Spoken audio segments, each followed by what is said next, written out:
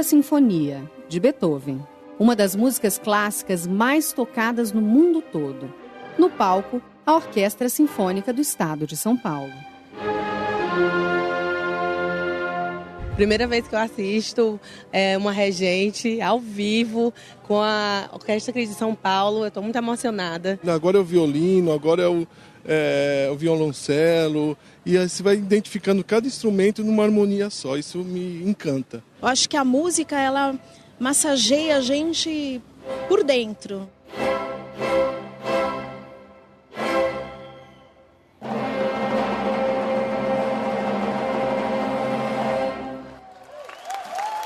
O que faz alguém se apaixonar pela música clássica, que no Brasil é conhecida também como música erudita.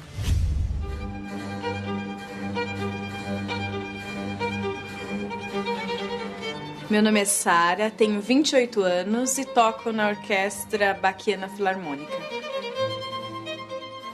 Começou a partir de um teste que eu fiz para uma escola de música em São Paulo, que era uma escola gratuita. Eu tinha 11 anos na época, porque a princípio era para ajudar tocando na igreja. Eu aprendi muita coisa estudando violino. E uma delas foi a ter uma disciplina, porque é indispensável para você estudar um instrumento, precisa de disciplina. E aí eu quis testar isso, né? E a forma de testar isso é fazendo um teste. Uma orquestra jovem na época, eu tinha 15 anos. Me matei de estudar, nossa, eu estudava 8 horas por dia. E aí eu fiz esse teste e passei. Eu vi um outro lado da música, né? Que não era só eu chegar, estudar e tocar. Eu vi um outro lado que era o palco. Você pisar num palco e olhar a plateia cheia e você poder tocar é uma sensação única. É único. E foi esse o momento que eu decidi que eu queria isso.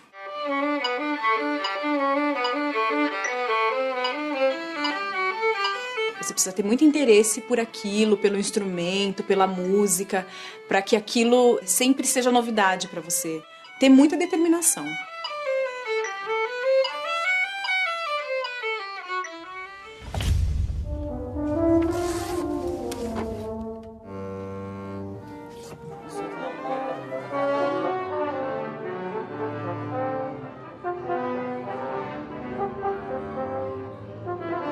Pessoal, boa tarde. Então, nós vamos tocar os naipes da orquestra separadamente e depois todo mundo junto para mostrar como é que uma orquestra funciona, ok? Os primeiros violinos, em geral, tocam as notas mais agudas da música. Existe um grupo de violinos que nós chamamos de segundos violinos, que em geral tocam um pouco menos agudos que os primeiros.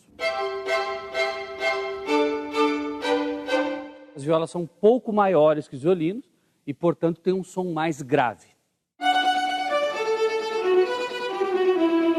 Os violoncelos, eles têm que ser tocados apoiados no chão. E os mais graves de todos, na seção de cordas, são os contrabaixos. O violino, a viola, o violoncelo e o contrabaixo são tocados com o arco. Essa parte branquinha aqui é crina de cavalo. São fios de crina de cavalo que são tratados e é o melhor material que existe para gerar atrito com as cordas e produzir o som. Vamos ouvir agora todas as cordas juntas?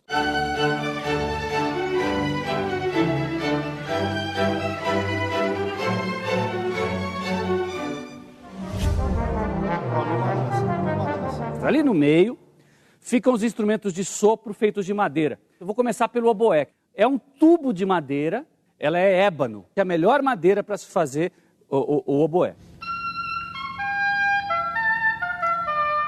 Parecido com o oboé, temos ali o clarinete.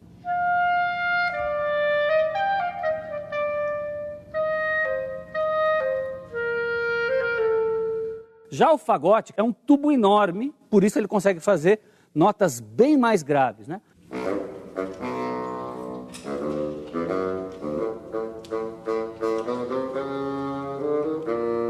Tem as flautas. Durante séculos, as flautas foram sempre feitas de madeira. Mas houve um momento na história em que se desenvolveu uma tecnologia que permitiu fazer as flautas de metal, mantendo a característica sonora da flauta de madeira. E a gente tem também aqui a flauta piccolo. Piccolo é uma palavra italiana, quer dizer pequena, e por ser bem pequena, tem um som muito, muito, muito agudo.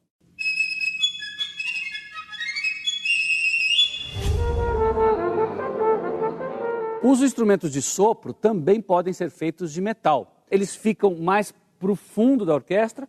Por quê? Porque eles têm o som mais potente do que os instrumentos de madeira e ainda mais potente do que os instrumentos de cordas. Eu quero começar pela trompa, um tubo de metal enorme com mais de 5 metros de extensão e para ser tocado ele tem que ser enrolado.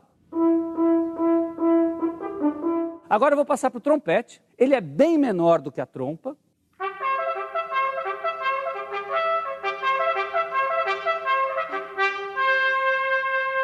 Ao lado dos trompetes, nós temos 3 trombones. Ele produz o som deslizando uma parte do instrumento, né? Quando ele desliza e aumenta o tamanho do instrumento, a nota fica mais grave. Quando ele contrai e diminui o tamanho do instrumento, o som fica mais agudo.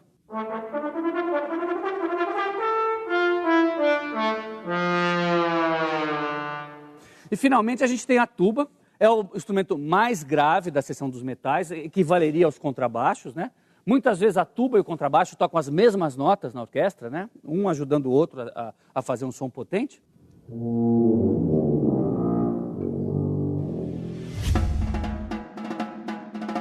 A última seção de uma orquestra sinfônica é a seção dos instrumentos de percussão. Vou mostrar para vocês, talvez aquele que seja considerado o mais nobre de todos, que são os tímpanos. O tímpano é um tambor cuja caixa, né, de ressonância é feita de metal. Em cima temos uma pele esticada, como qualquer tambor, né?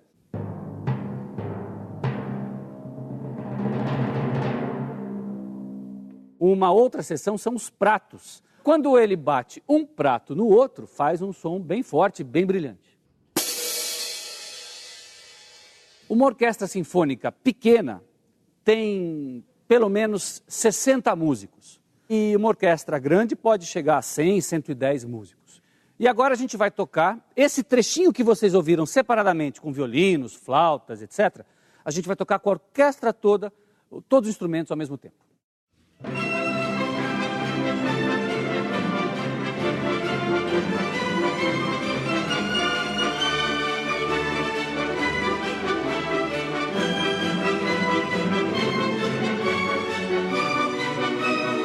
Atualmente, tocar um instrumento como piano, violino ou flauta é uma atividade para músicos profissionais.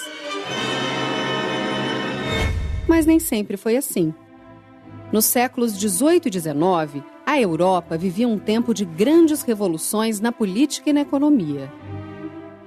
A burguesia, formada pelos proprietários de indústrias, comércio e bancos, via sua fortuna crescer. Mas ser a dona da riqueza não bastava. Era preciso imitar os hábitos da nobreza. Os mais ricos dessa burguesia, eles querem ser reconhecidos como pessoas importantes. Então, muitas dessas pessoas ajudaram a construir museus, a construir teatros, a construir salas de concerto, patrocinavam orquestras, contribuíam para a ópera, para atividades artísticas em geral, né? Um dos sinais de status era tocar um instrumento. Todo mundo que tinha dinheiro comprava um piano e botava em casa um piano e ia ter aula de piano. Então elas podiam ir ao concerto e ouvia o que a gente hoje chama de uma música erudita complicadíssima para a gente entender. Para eles não era, porque eles estavam acostumados, eles tocavam, né? Eles estavam acostumados com o idioma musical. Se a gente voltasse numa máquina do tempo e entrasse numa sala de concertos do século XIX, sei lá, 1880, você pode ter certeza que 99% daquelas pessoas sentadas lá, todo mundo era músico amador. Todo mundo fazia música em casa. Para saber um pouco mais como a música clássica atravessou os séculos e chegou até nós, vamos voltar no tempo. Antes do século XVI, os instrumentos tinham a função de acompanhar o canto. O que importava eram as vozes.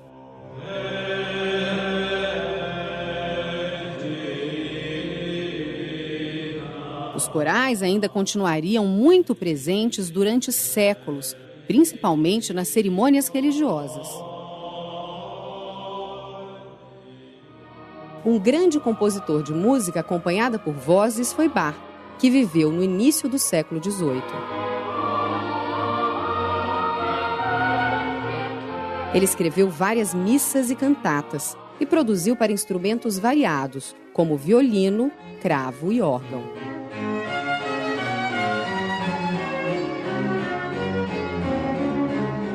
Foi ainda no século XVI que alguns compositores começaram a escrever somente para instrumentos. E os instrumentos eram tão diferentes que hoje em dia nem são mais tocados.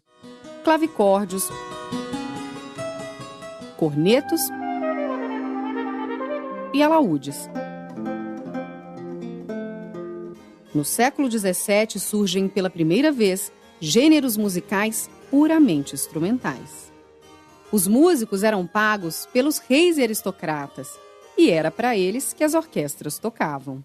La musique du roi.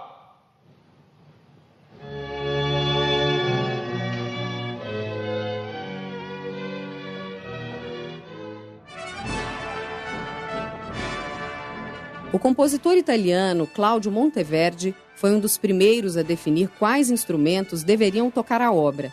Decisão até então tomada por quem ia executar a música. Ele formou uma orquestra de 40 músicos para acompanhar os cantores na ópera Orfeu, de 1607.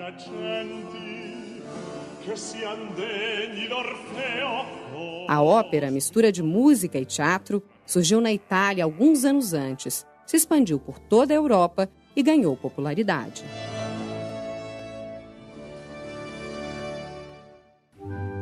Foi no final do século XVIII que a orquestra chegou a uma formação parecida com a atual.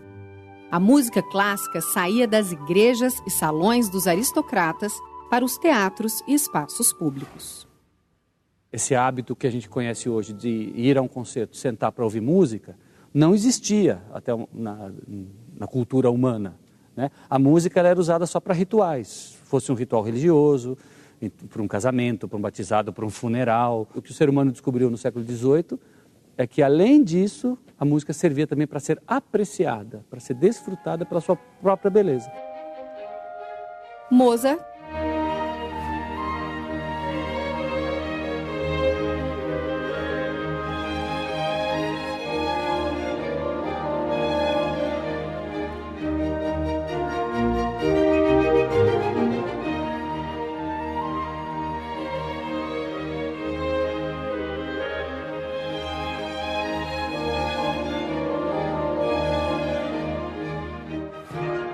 Haydn,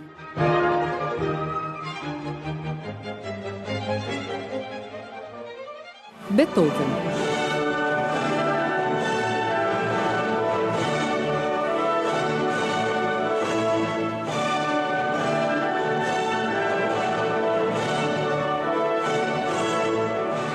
Esses compositores continuam emocionando as pessoas. Sua música ainda ecoa em locais como este.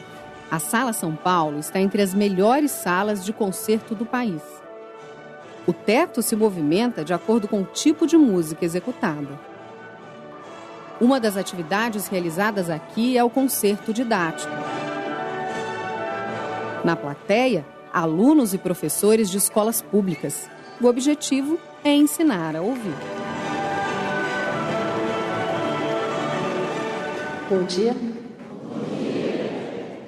Meu nome é Cláudia Feres, essa é a Orquestra Sinfônica de Heliópolis. Nós vamos fazer um pequeno trecho da ópera Aida.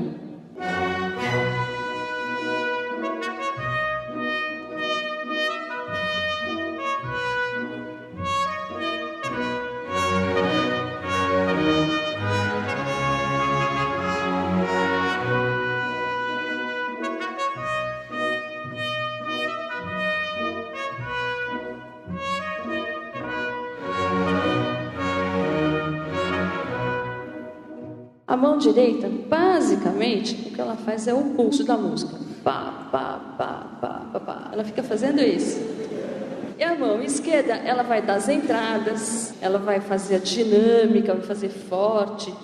piano, as indicações da interpretação da música. Então eu queria fazer com vocês um pequeno exercício. Vocês vão bater uma palma quando eu der uma entrada com a mão esquerda. Vamos fazer junto com a orquestra.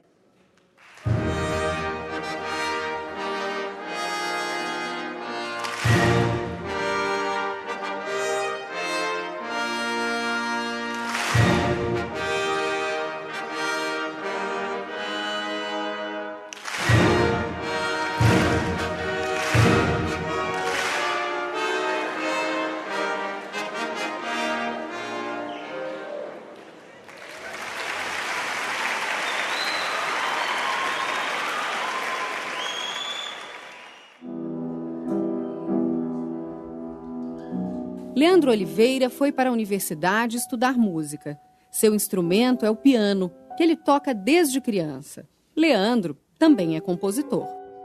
A ferramenta da música clássica tradicionalmente se vale do pentagrama, que seria como o alfabeto é para o nosso idioma latino. O sujeito que vai ouvir música clássica ele não precisa dominar o pentagrama. Mas para o sujeito que compõe isso é uma ferramenta necessária, fundamental e necessária. São raros os bons compositores que simplesmente trabalham a partir da intuição. Eles, de modo geral, eles intuem e ouvem muita música. No Brasil, vários compositores incorporaram à música clássica ritmos de danças indígenas, elementos da música africana e melodias de canções de ninar e brincadeiras de roda. O mais famoso foi Heitor Villa-Lobos. Em sua obra Baquianas Brasileiras, ele homenageia o compositor alemão Bach, usando características típicas do Brasil.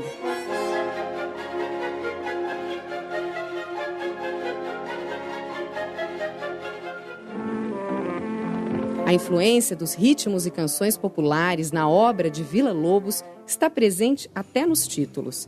Na Baquiana número 4, o movimento chamado coral recebe o nome de Canto do Sertão. Na Baquiana número 2, o movimento tocata vira o trenzinho do caipira.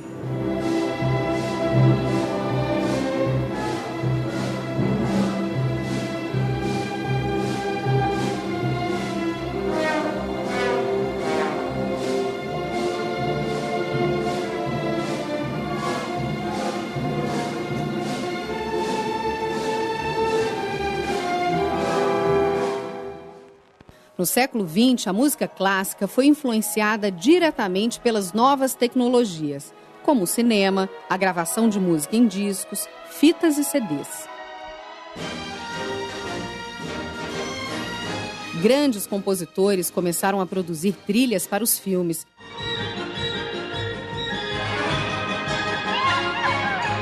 A distância entre música clássica e cultura popular diminuiu. A música popular também se beneficiou com as lições da música clássica. E os exemplos estão aqui mesmo, no Brasil.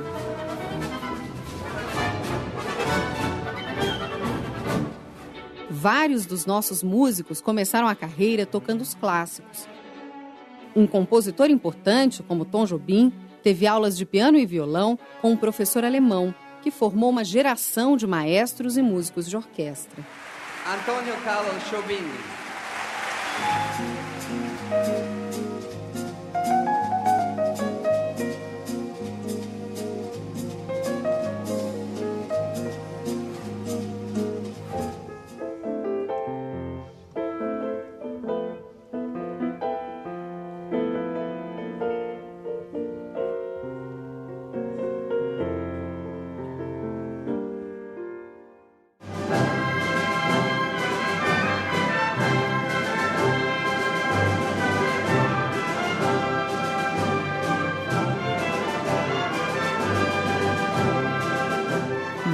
Todo, a música clássica continua tendo seus compositores, atraindo instrumentistas e encantando o público.